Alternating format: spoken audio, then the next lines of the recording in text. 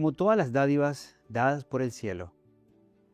El matrimonio, una muy especial, fue pervertida por el pecado. Pero el propósito del Evangelio es restaurarla, regenerarla, devolverla a su belleza original. Por eso también Jesús, en el Sermón del Monte, continuó diciendo, Mateo capítulo 5, versículo 31 y 32, también fue dicho, cualquiera que repudiara a su esposa, dele carta de divorcio. Pero yo os digo que cualquiera que repudiara a su esposa, salvo por causa de fornicación, hace que ella adultere, y el que se casa con la divorciada comete adulterio. Jesús parte diciendo, oísteis que fue dicho. Recuerden que en el contexto él viene hablando de el adulterio por pensamiento, de lo que hacer con la mano derecha, el ojo derecho, está hablando de la espiritualidad de la ley. Pero ahora él está citando de forma muy particular el libro de Deuteronomio, en el capítulo 24, versículo 1. Deuteronomio 24, 1. Dice así la palabra.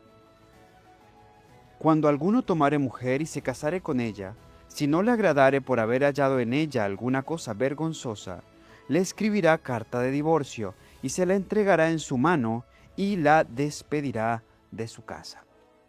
Bien, por eso Jesús dice, oísteis que fue dicho que cualquiera que repudiara a su esposa tiene que darle carta de divorcio. Bien, para los judíos, dar carta de divorcio era algo que se había convertido en algo común. Por cualquier causa ya se daba carta de divorcio. Básicamente por cualquier causa los habilitaban para divorciarse. Desafortunadamente, algo similar está pasando hoy. Prácticamente por cualquier causa se está autorizando el divorcio. Pero este no es el propósito del Evangelio. Jesús especificó que solo ante la violación del voto matrimonial estamos habilitados para el divorcio. Y eso, por supuesto, en su respectivo contexto. Porque nótese que en el Evangelio de Mateo, ahora, más adelante, en el capítulo número 19, nosotros vamos a encontrar en Mateo 19 a Jesús hablando al respecto. Mateo 19 nos muestra cómo nuevamente los maestros de la ley encaran a Jesús ahora sobre este tema. Dice así, Mateo 19, 13 en adelante. Entonces vinieron a él los fariseos tentándole y diciéndole, ¿es lícito al hombre repudiar a su esposa por cualquier causa? Él respondiendo les dijo, ¿no habéis leído que el que los hizo al principio, varón y hembra los hizo? Aquí está reafirmando la identidad de género en torno a varón y hembra. Así que no son ya más dos, sino una sola carne. Por tanto, lo que Dios unió no lo separa el hombre, dice el versículo 6. Versículo 7. Y le dijeron, ¿por qué pues mandó Moisés dar carta de divorcio y repudiarla? Lo leímos de Deuteronomio. Él les dijo, por la dureza de vuestro corazón, Moisés os permitió repudiar a vuestras esposas, pero al principio no fue así. Versículo 9. Y yo os digo, cualquiera que repudiara a su esposa a no ser por causa de fornicación y se casare con otra, adultera, y el que se casare con la repudiada, adultera. Algo muy similar a lo que leímos que también fue dicho en la ladera de la montaña. ¿En qué es aquí muy consecuente y congruente Jesús? Que el divorcio aparece a causa de la dureza del corazón, en cualquiera de sus formas, por la dureza del corazón. Que el llamado de Dios es al perdón, es a la reconciliación, a permitir que la obra del Evangelio sea hecha, es decir, restauración. Es el propósito de Dios. Sin embargo, Él abre la ventana para dejar con claridad que solo había un marco bíblico establecido para el tal, y es ante la violación del voto matrimonial, que Él lo presenta con mucha claridad en lo que tiene que ver con la fidelidad. Pero hay que entender en realidad lo que está implícito en el gran principio aquí presentado por Jesús. No es solamente el hecho de la infidelidad, que en este caso está asociado a la violación del mandamiento. Sí, porque cuando se dice no cometerá adulterio, pues naturalmente se está hablando de fidelidad y ya entendemos no solamente carnal, sino de pensamiento, sino la fidelidad realmente del corazón de la persona. Pero toca un elemento mucho más trascendental. Cuando ampliamos el principio, hay violación del voto matrimonial en diferentes contextos. Por ejemplo, para ampliarlo, veamos qué nos dice el libro de Efesios. Efesios en el capítulo 5. Pablo aquí presenta un concepto muy innovador para sus días, pero no en desarmonía con la escritura, ni mucho menos.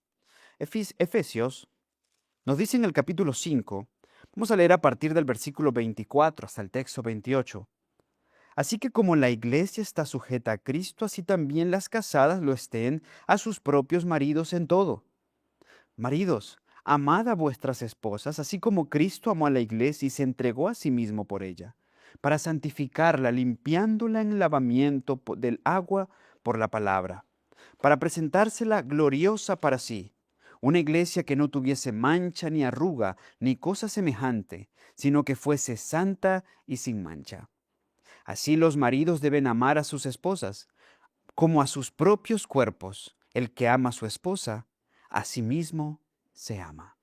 Dentro del concepto innovador presentado aquí por el apóstol Pablo, innovador en el contexto de la cultura greco-romana en la que se encontraba cuando le escribió esta carta a los creyentes de Éfeso, dice, los hombres que son símbolo de Cristo, el marido, deben amar a sus mujeres, que son símbolos de la iglesia de Cristo, así como Cristo amó a la iglesia y se entregó a sí mismo por ella, santificándola.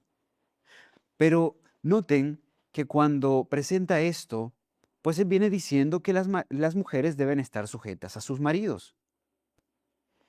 Pero esa sujeción tiene un marco específico, la revelación de Cristo en el marido. Por supuesto. A ver, hay hogares donde no se presenta el adulterio, pero se presenta la violencia. Por ejemplo, cuando él la golpea a ella, cosa que tristemente ocurre mucho de esto en nuestros países, y he tenido casos incluso en el contexto de nuestras iglesias, cuando él la golpea a ella, él está violando el voto matrimonial, pero a la vez está violando la ley. Claro, porque el mandamiento dice no matarás. Y si a la luz de lo que vimos de Jesús, matar pasa por odiar, por tener rencor, por tener malos sentimientos hacia una persona, imagínense cómo entra cuando se practica violencia sobre otra persona. Y me podrás decir, pero al hijo hay que disciplinarlo, y eso por supuesto tiene su respectivo contexto. Claro que hay que educarlo. Y por supuesto que la corrección física tiene un contexto muy específico y particular, a la luz de la escritura. Pero a tu esposa, a tu esposo, Dios no te mandó a hacer eso de ninguna forma, en ningún contexto es aprobado. Así que esto es violación de la ley de Dios, es violación del voto matrimonial. Jesús dijo entonces, hay un marco, hay un marco. Y ojo, porque hay violencia física, hay violencia emocional. Y siempre cuando hay estos casos, yo digo a las personas, oren mucho al Señor. Estoy seguro que Dios quiere restaurar el corazón de su esposo o de su esposa, porque también he visto violencia intrafamiliar invertida. Hoy en día se ve de todo. Em, pero Dios no te está llamando a ser un mártir ahí. Dios no te está diciendo, expóngase a todo tipo de violencia hasta el día a ver si de repente Él accede a dejar de ser violento y a convertirse. Por supuesto que no.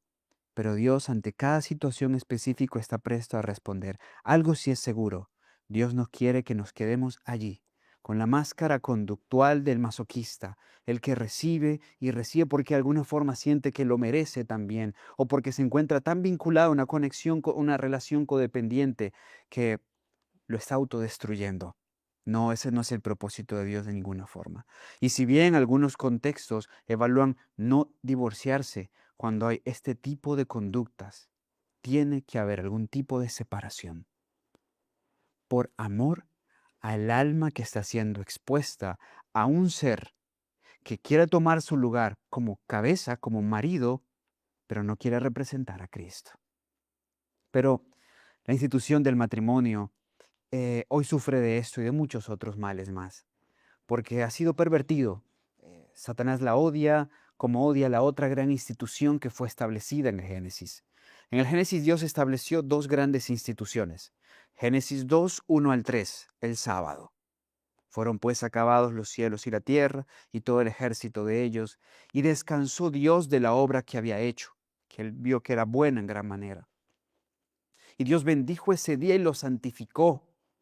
Ahí estableció una institución para la humanidad, no para los judíos, porque el sábado no es el resultado de Éxodo 20, para quienes quieren dejar Éxodo 20 solo para los judíos, no, para los hebreos. Se lo dio a los padres de nuestra raza y representantes de nuestra especie, Adán y Eva. Y la otra institución a ellos mismos, en el contexto mismo de su creación, particularmente la creación de Eva, la de la familia, que se gesta a partir del matrimonio. Y esta institución sagrada que Dios embelleció en diferentes contextos, introduciendo el marco de la reproducción, del placer sexual, de los hijos, del trabajo en conjunto, de lo que implica ser ayuda idónea, ha sido pervertida de muchas formas, con falsificaciones satánicas. Satanás no crea nada nuevo. Él lo que hace es copiarlo de Dios a su forma, prostituyéndolo, socavando su belleza, atentando contra su originalidad, contra las características propias de ella, dadas desde su origen. Solamente en el marco de la obra del Evangelio, la institución de la familia puede restaurarse, puede restablecerse, porque es en función de la obra redentora de Cristo en cada corazón que el hombre asume su lugar como Cristo y la mujer el suyo como la amada iglesia de Cristo. Pero en ambos habrá siempre una disposición de perdonar, así como Cristo les ha perdonado. Así como Cristo nos ha amado, nos entregaremos el uno por el otro, no buscando mi felicidad, sino buscando su felicidad, entendiendo que en el trato de Dios conmigo se encuentra una gran revelación en torno a en qué consiste ser un esposo o una esposa.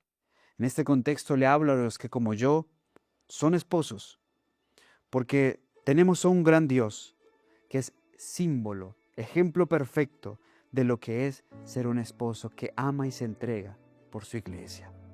Isaías 54, versículos 4 y 5, dice así: No temas, porque tu marido, tu hacedor, Jehová de los ejércitos es su nombre, y tu Redentor, el Santo de Israel, Dios de toda la tierra, será llamado.